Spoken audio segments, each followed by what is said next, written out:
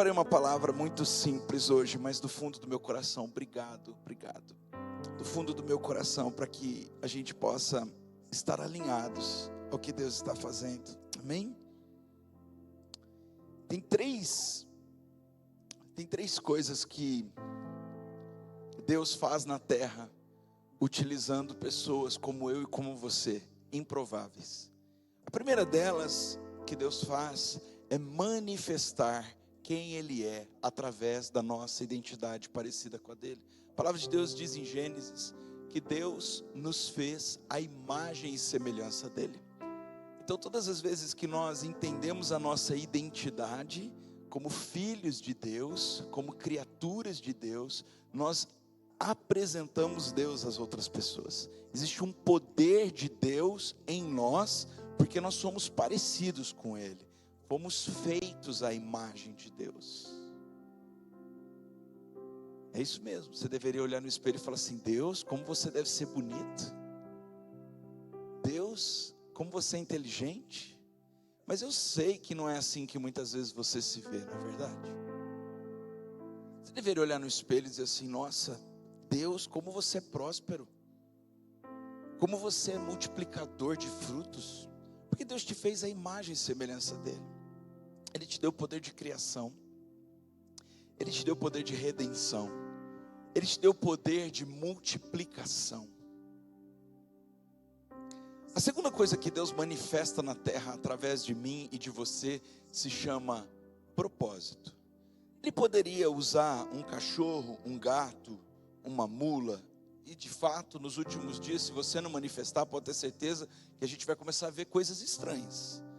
Talvez até um cachorro falando, um gato se comunicando com você, falando o evangelho, declarando um salmo, porque você esqueceu de ler a Bíblia. Não sei, Deus pode. Porque olha, eu vou te falar, lá no passado, quando ele tentou falar com um dos filhos dele, e ele não ouviu, ele colocou uma mula no meio do caminho, para falar. Deve ser uma coisa bizarra, né? Uma mula no meio do caminho na estrada, parando para falar comigo, porque eu não tive sensibilidade para ouvir a voz de Deus.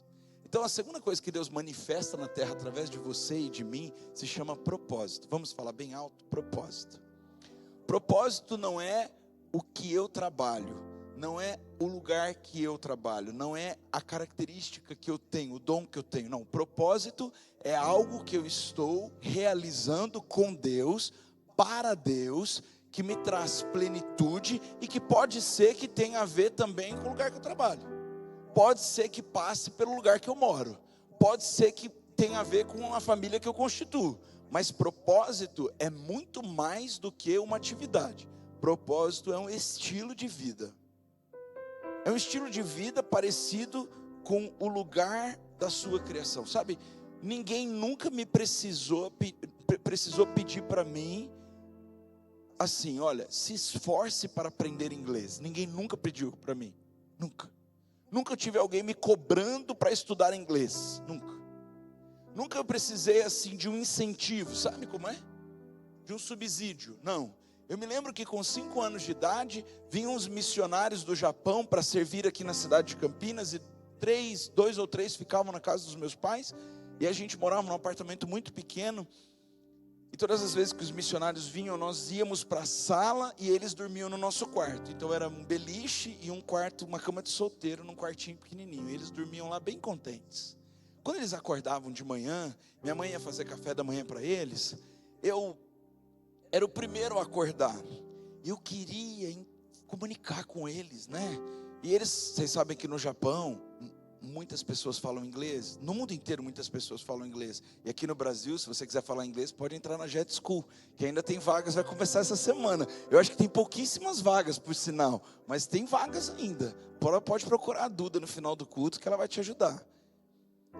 E eu cheguei assim para missionária Keiko, que eu me lembro, e eu chegava e falava assim: what's your name? Lógico que não tão bem como agora, né? What's your name? E ela falava: I am Keiko Yakashika. Eu nem lembro o sobrenome dela.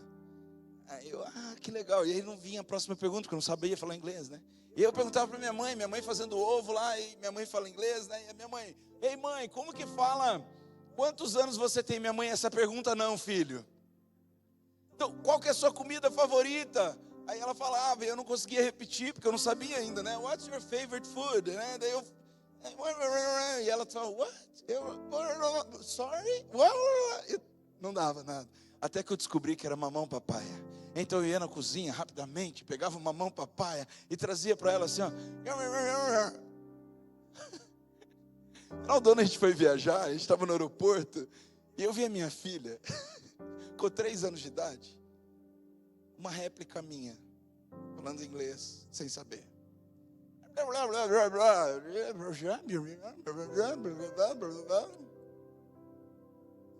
Quem que me falou que eu tinha que aprender inglês?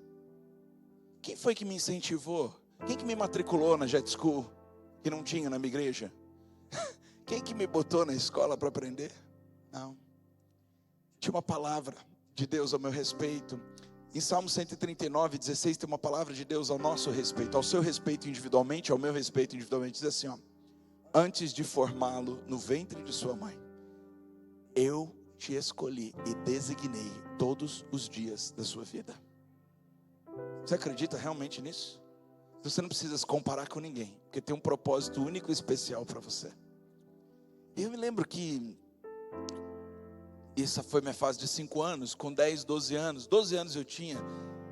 Eu comecei a pegar aulas particulares com uma prima minha que entendia um pouco mais de inglês. E ela começou a me ensinar num método bem desafiador, inclusive. E eu comecei a me esmerar e tal. Me lembro do dia, irmãos, eu era tão focado.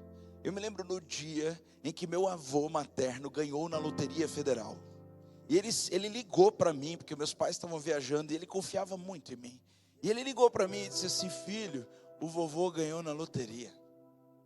E irmãos, me perdoem se eu pequei, mas eu orava muito para ele ganhar na loteria, porque ele tinha me prometido uma moto. E eu falava: Deus, abençoe que meu avô ganhe na loteria, porque daí ele vai me dar uma jogue.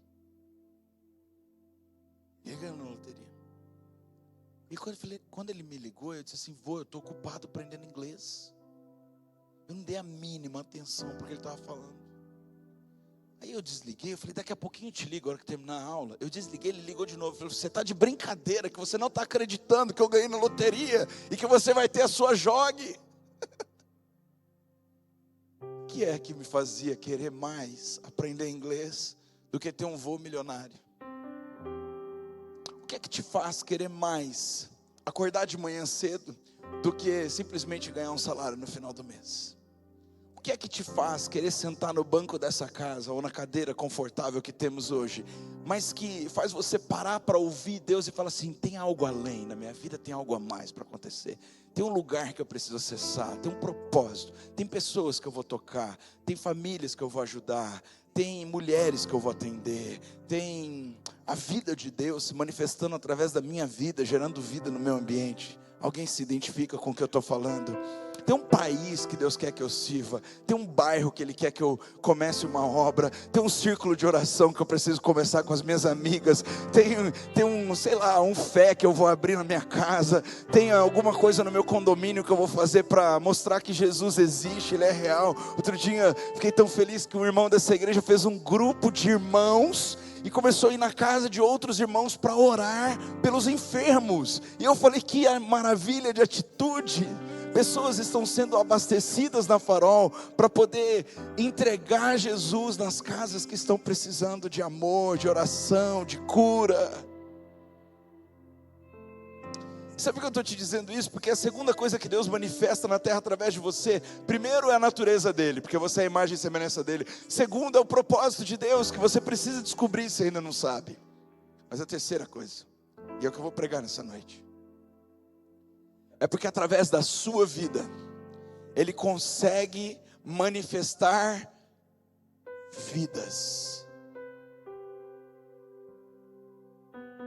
O poder gerador de vidas de Deus não se limita às nossas circunstâncias. Nós vamos ler Ezequiel 37, que é um texto bem conhecido, profético inclusive. E o profeta Ezequiel, uma pessoa como eu e você, limitado, tinha os seus medos, tinha suas dores, tinha os seus traumas. Mas olha que a palavra de Deus diz, ele descrevendo a experiência que ele teve com Deus. Eu senti a presença poderosa do Senhor. Irmãos, hoje de manhã a gente estava reunido aqui, de verdade, eu precisava fazer o momento da generosidade, eu simplesmente não conseguia. Tinha uma presença de Deus manifesta tão grande. As pessoas estavam assim, eu não precisava falar assim, ó, agora você levanta a mão e glorifica a Deus. Não era isso, não era sobre isso. O Espírito Santo estava simplesmente tocando as pessoas enquanto elas manifestavam a presença de Deus, sabe? A presença de Deus é aquele lugar que nós acessamos e que nós não entendemos, de repente as lágrimas estão correndo. E de repente nós estamos arrepiados, de repente nós estamos com o coração amolecido a respeito de alguma coisa que antes ele estava endurecido. De repente a gente se lembra de alguém que a gente estava com raiva, com ternura. A gente se lembra de orar por alguém que a gente há muito tempo não vê. Não, o Espírito Santo, quando ele manifesta a presença dele, é inconfundível. Ezequiel sentiu a presença poderosa do Senhor. Falando ainda de presença do Senhor, eu me lembro que no último Conexão Farol que tivemos ano passado, um casal que veio na conferência do ano passado, que a Stacy Campbell estava aqui, e eles amavam a Stacy, seguiam ela e viram pelo Instagram dela que ela estaria aqui na conferência e vieram. E depois que vieram, chegaram um pouquinho mais cedo em uma das sessões, sentaram em uma das nossas cadeiras. E quando eles estavam assim, há mais de 10 anos desigrejados, sem nenhuma igreja, sentaram na cadeira aqui, e segundo as palavras deles, sentiram a presença do Senhor. E a presença do Senhor tocou o coração deles, e eles começaram a chorar antes de começar o louvor. E hoje são até membros dessa casa, moram em São Paulo e vêm para cá todo final de semana. Estavam hoje inclusive no culto da manhã. O profeta Ezequiel, ele sentiu a presença do Senhor, e isso faz toda a diferença. Então o Espírito do Senhor o levou e o colocou em um meio do vale, onde a terra estava coberta de ossos. Alguém aqui gosta de história? Levante a sua mão. História, matéria, história do mundo, história da igreja, história. Então vamos lembrar como que se parecia esse vale. Provavelmente com Auschwitz. Provavelmente se parecia com um lugar cheio de ossos secos, onde milhares e milhares de pessoas haviam morrido e sido enterradas. Auschwitz, para quem não sabe, não gosta muito de história, eu vou contar rapidamente. Foi o lugar onde Hitler escolheu para concentrar e aniquilar centenas de milhares de judeus. Foi o lugar onde ele torturou e levou para a câmara fria de gás para matar milhares, e por que não dizer, alguns registros, milhões de judeus. E eles iam para os campos de concentração e raramente voltavam. Um livro bom para você ler, para entender esse cenário, seja Em Busca de Sentido, de Viktor Frankl, que não é um livro evangélico, mas tem princípios muito bíblicos, você pode ler com tranquilidade. E nesse livro, o Viktor é um dos sobreviventes deste campo de concentração. E ele explica o que é a experiência de todos os dias ver caminhões de pessoas sendo lançadas nos vales e, entre aspas, enterradas em valas. Eu imagino que esse lugar que o profeta Ezequiel está descrevendo é um lugar muito parecido com Auschwitz. Havia muitos ossos, mas muitos mesmo. E eles estavam completamente secos. Ou seja, há muito tempo tinham morrido. Não recém-morto. Não tem cabelo mais, não tem mais dente, não tem mais nada. É osso ressequido. Não tem esperança, já acabou.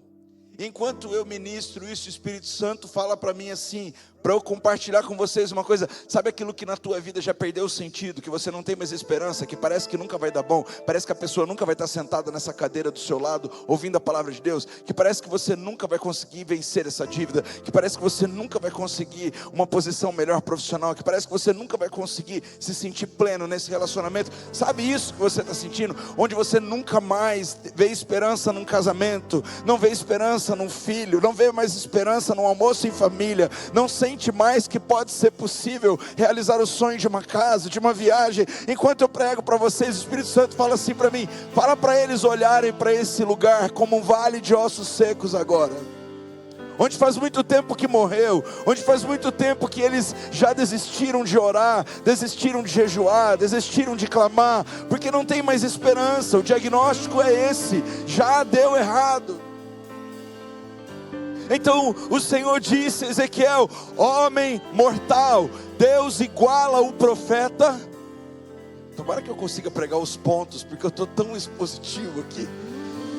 Olha, você é tão mortal como isso que está morto.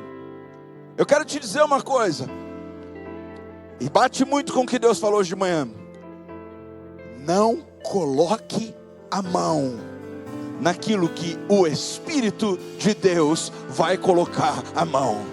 Não tente dar um jeitinho e nenhuma forcinha para Deus, porque Deus não está precisando da nossa ajuda e nem da nossa atuação. Por mais que possamos ser a imagem e semelhança dEle, competentes em alguma forma naquilo que Ele nos capacitou e designou, aquilo que está morto na sua vida é feito da mesma natureza que você, homem e mulher mortal. Não toque naquilo que o Espírito Santo vai tocar. Então o Senhor me disse: homem mortal, será que esses ossos podem ter vida de novo? Então eu respondi: sábio Ezequiel, Senhor, só tu sabes se eles podem ou não. Ele disse: faz o seguinte, profetize para esses ossos. Diga a esses ossos secos que deem atenção à mensagem do Senhor. Eu estava cortejando com tal Ana. Esse ano era o ano de 2014, comecinho de 2014. Ela veio para Campinas e ela foi convidada a pregar na igreja que eu participava. E ela pregou uma coisa que eu vou repetir depois de 13, 14 anos.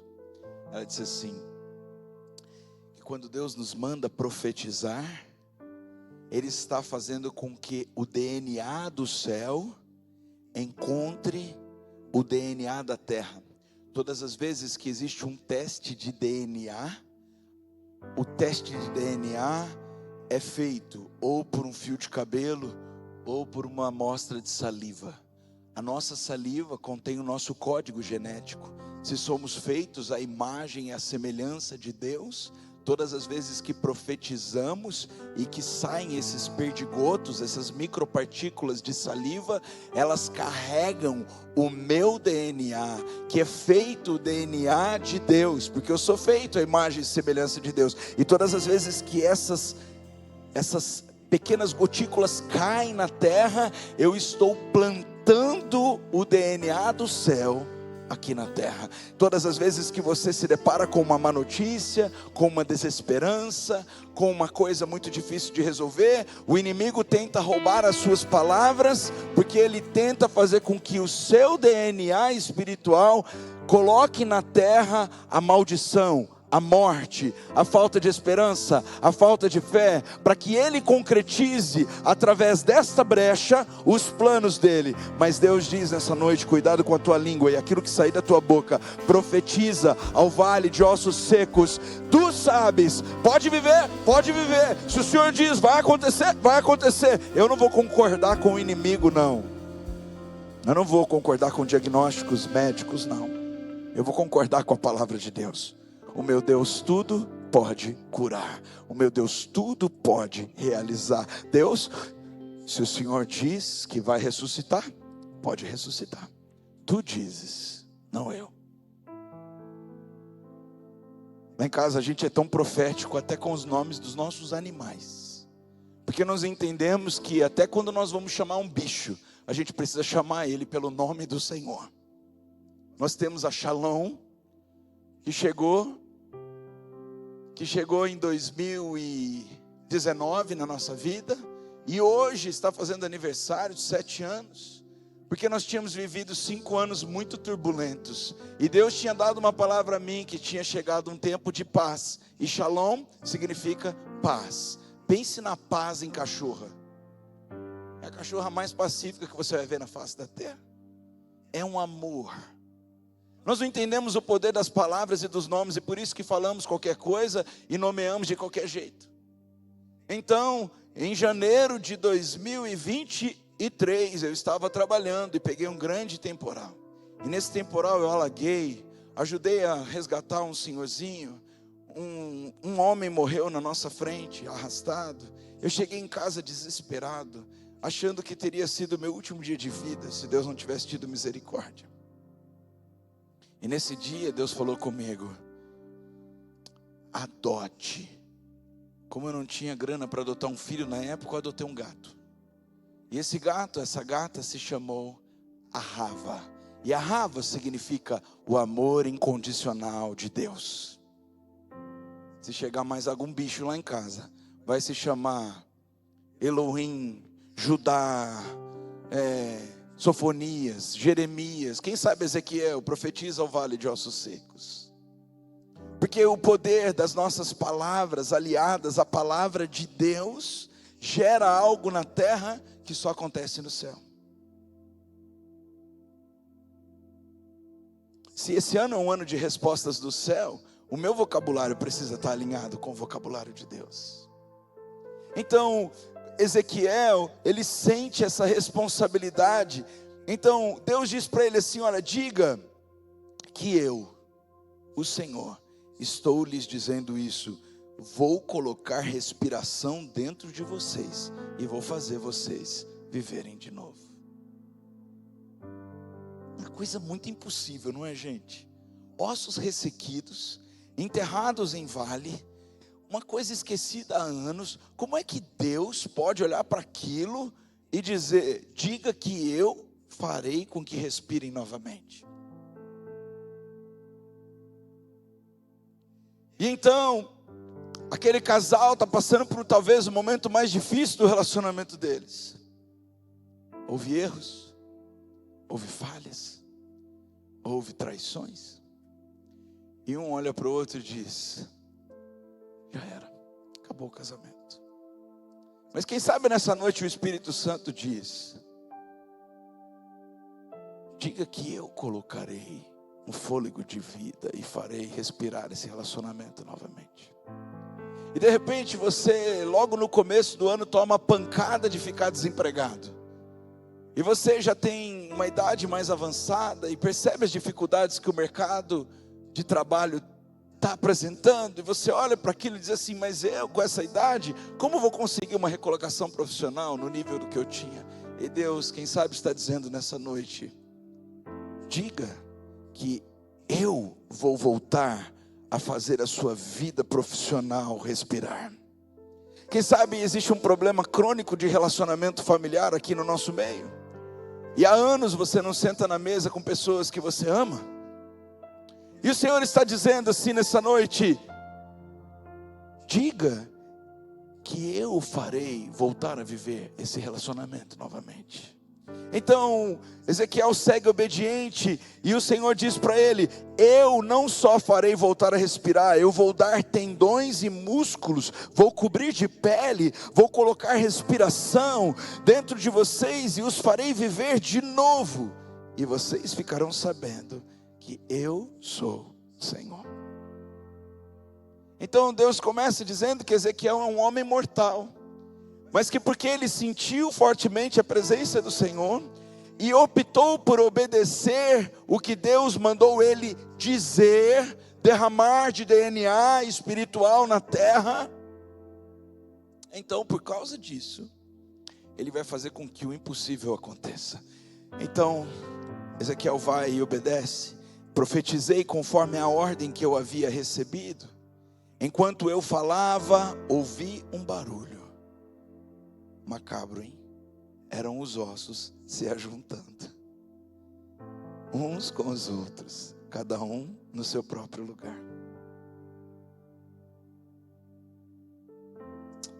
De repente eu me lembro daquele profeta que ouviu de Deus que por algum tempo a terra precisava parar de produzir, para que o povo se arrependesse e voltasse ao único Deus. Havia profetas de Baal naquela região, e Elias manda Eliseu ir até o monte, entender se vai chover ou não. Eliseu volta do monte com a triste notícia: não tem nuvem de chuva.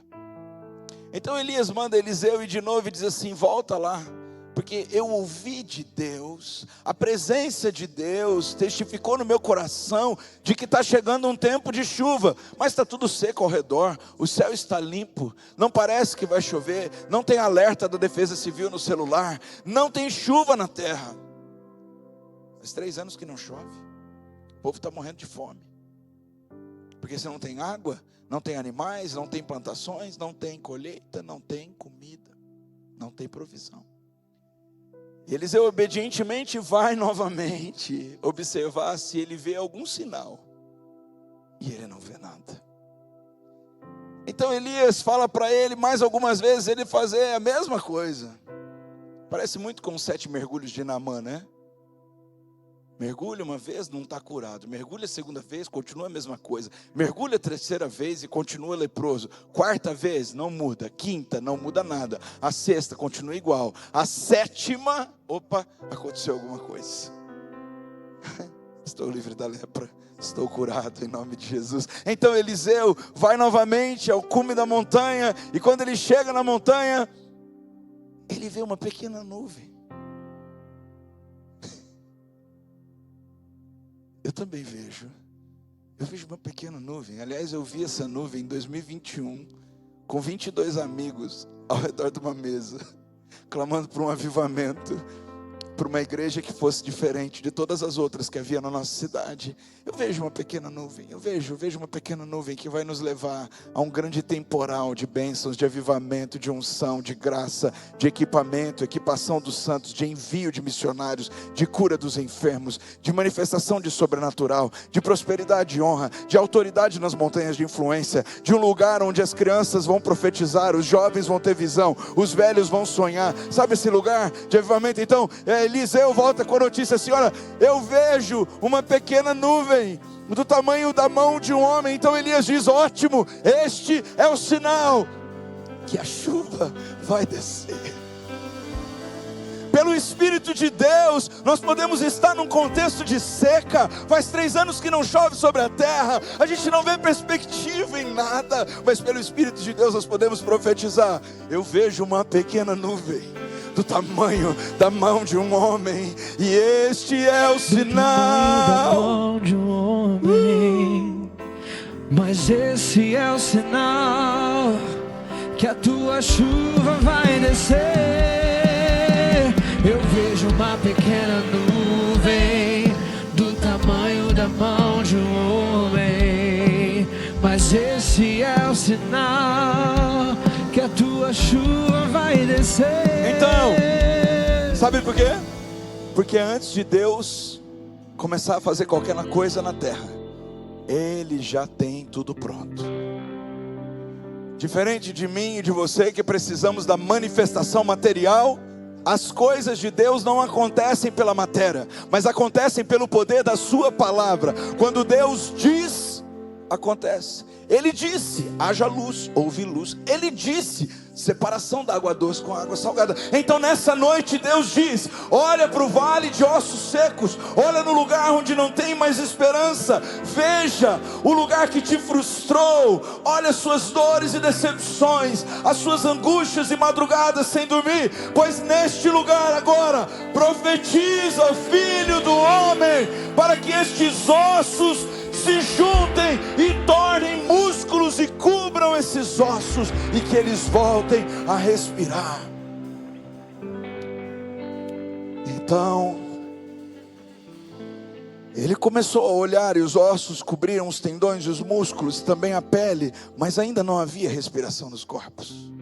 Isso aqui não é história da Conchichina, isso não é conto de fadas, isso não é história da Branca de Neve e dos 7 anões, muito menos da Chapeuzinho Vermelho e do Lobo Mau. Não é sobre isso. Isso é a palavra de Deus, é a Bíblia, é algo que acontece quando crentes posicionados, feitos à imagem e semelhança de Deus, alinham sua mente e coração e também as suas palavras ao que Deus está fazendo, falando.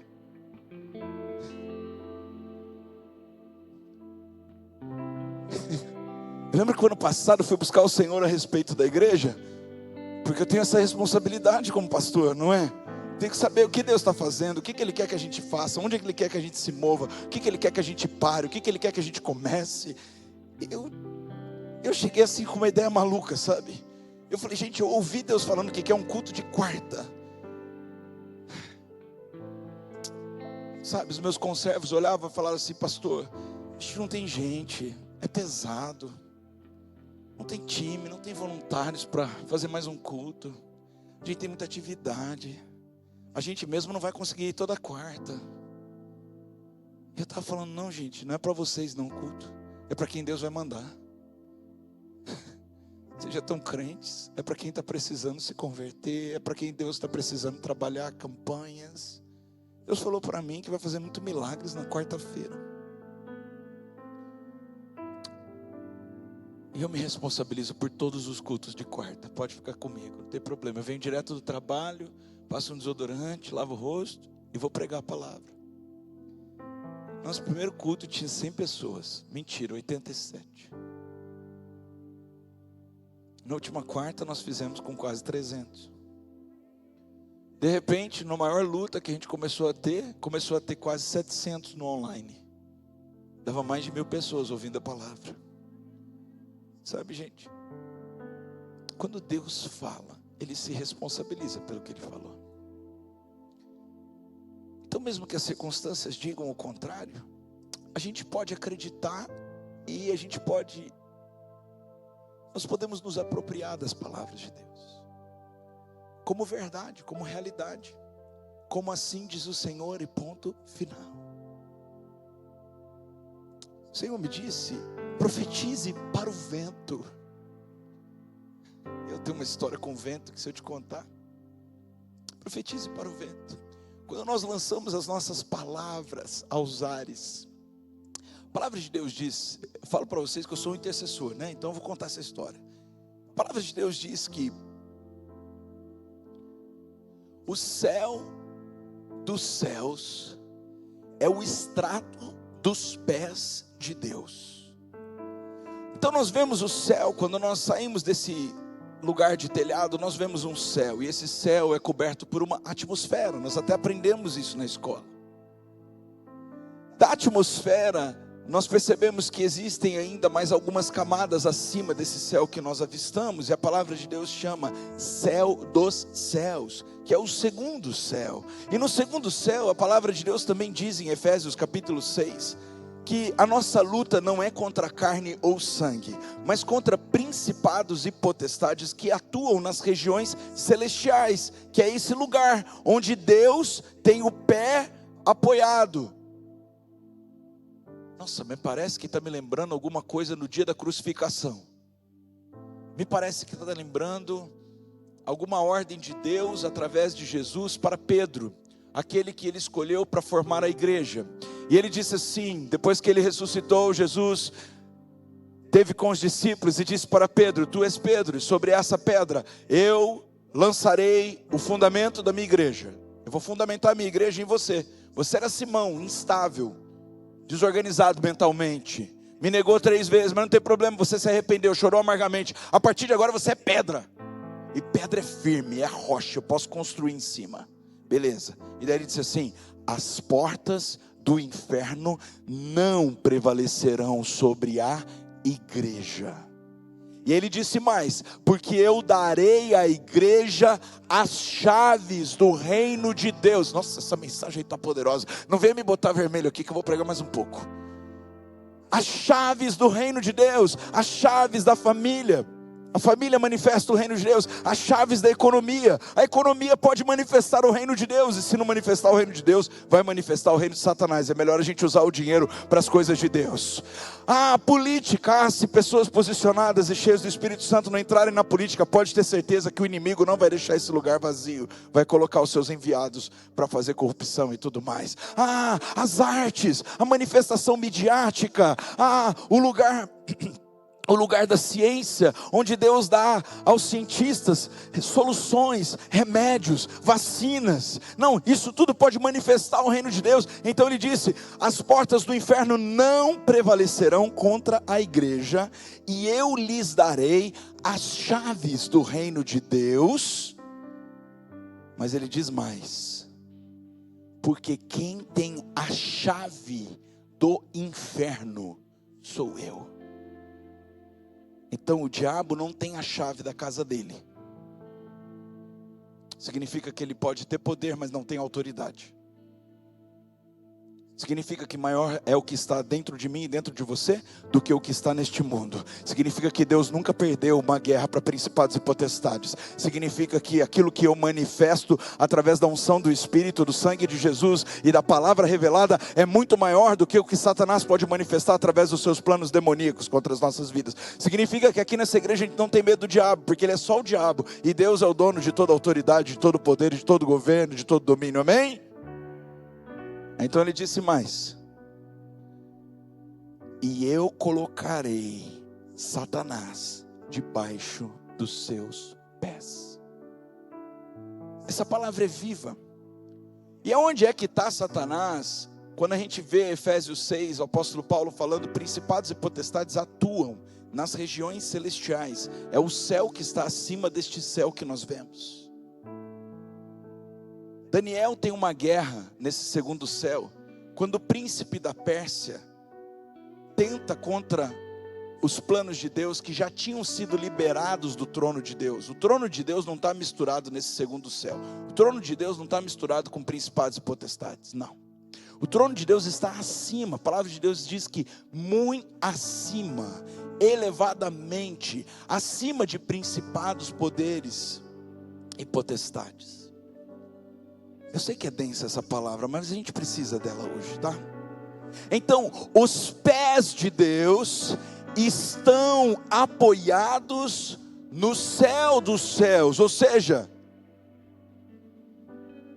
Deus está com os pés sobre principados e potestades. E não é isso que Ele fez com a igreja? Colocou o diabo debaixo dos nossos pés. Então, como igreja, nessa noite, nós podemos manifestar a vida de Deus sobre a morte causada pelo diabo. O Senhor disse: homem mortal, profetize para o vento. Então, quando Ezequiel profetiza para o vento, ele está salivando aos ares, onde principados e potestades estão habitando nas regiões celestiais, no segundo céu. Mas onde Deus, do terceiro céu, já deu a ordem: volte a viver. Isso é uma notícia muito boa. Que por mais que você ainda não esteja vendo aqui no plano terreno, por mais que você sinta a opressão no plano espiritual, por mais que muitas vezes quando você entra nos lugares você percebe uma presença esquisita, por mais que você muitas vezes está passando angústias, clamores que parece que não são atendidos, quando você fala ao vento, o DNA de Deus, através do seu DNA, encontra uma colisão espiritual, onde principados e potestades, eles precisam obedecer às ordens de Deus. O Senhor me disse: profetiza ao vento e diga que o Senhor está mandando que venha todas as direções soprar sobre estes corpos mortos, para que vivam. Vamos para Apocalipse rapidinho. Está parecendo conferência isso, mas é culto. Vamos lá. Apocalipse, a palavra de Deus diz assim, ó: vento dos quatro cantos, vento do norte, do sul, do leste e do oeste, vento que traz juízo de Deus, vento que traz respostas de Deus, vento que traz orações dos santos, vento que traz prosperidade e honra. Cada vento representado por um portão de Jerusalém, cada vento representando uma porta que a igreja precisa acessar, eu e você precisamos acessar, cada vento em cima de um cavalo representando uma cor específica, e em todos os ventos uma característica em comum, uma ordem daquele que manda os ventos. Ele dá ordem aos ventos e aos mares, aos temporais e às calamidades. Ele diz ao mar onde é o seu limite, e Ele faz com que eu e você possamos viver passando por cima das águas, andando sobre as improbabilidades, porque Ele é o dono da lógica. E ele viu que tinha tanta gente nesse vale que formaria um exército. Próximo. E o Senhor disse: povo de Israel, vocês é como esses ossos. Dizem que estão secos, sem esperança e sem futuro. Profetize para o meu povo e diga-lhes que eu, o Senhor Deus, abrirei as sepulturas deles, os tirarei para fora e os levarei de volta para Israel. Aleluia. Aleluia, Deus. Essa noite o Senhor me diz assim, ó, diga para o meu povo que os lugares onde eles estão sofrendo com morte, com perdas, com desesperança, que eles profetizem pelo Espírito de Deus que volte a viver. Diga para o meu povo que desistiu daquele sonho que eu mesmo coloquei no coração deles, que eles podem voltar a sonhar, profetizando que Deus vai realizar. Olha, diga para o meu povo que antes deles verem alguma manifestação natural, eles vão precisar ter uma fé sobrenatural para concordar com a palavra de Deus. Olha, diga para o meu povo que é para eles irem para os lugares de maior desesperança e pelo Espírito de Deus profetizar: ossos juntem-se, tendões sejam criados, peles cubram os ossos, os tendões e os músculos, e volte a respirar, porque antes de Deus fazer, Ele já está agindo. Fiquemos de pé na presença de Jesus.